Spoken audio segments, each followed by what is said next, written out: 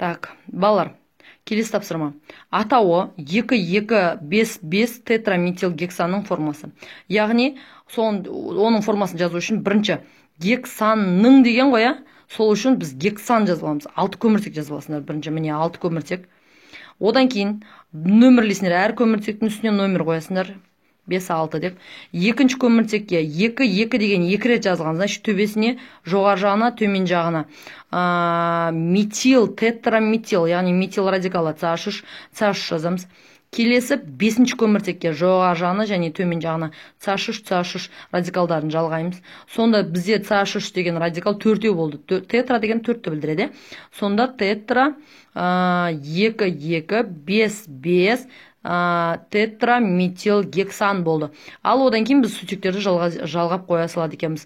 Бірінші көміртекте бірақ байланыс бар, сондықтан 3 сутекті байланыстырасыңдар. Екінші көміртекке сутек байланыстырмаймыз, өйткені 4 байланысында көміртекке жұмсап отыр. Үшінші көміртек, төртінші көміртектер, мысалы, үшінші көміртек 2 көміртекпен, төртінші көміртек 2 көміртекпен байланысып тұр. Бесінші көміртекте 4 байланысын көміртектермен байланысып тұр. Алтыншы көміртек тек бір көміртекпен, қалған байланысы сутекпен байланысып тұр екен. Соны байқауға болады. Келесі С тапсырмасы изомерлердің анықтамасын дұрыс тіркеспен беріңдер. Бірінші, әртүрлі құрылыс, әртүрлі қасиет, бірдей сандық және сапалық құрам.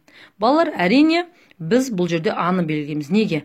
Бірінші, олардың бірдей сандық және бірдей сапалық құрамы болу керек. Сандық және сапалық құрамдары бірдей болу керек. Одан кейін барып, оның құрылысы әртүрлі болады. Құрылысы әртүрлі болғандықтан олардың қасиеті де әртүрлі болады. Сондықтан да бұл жерде жауап А болады.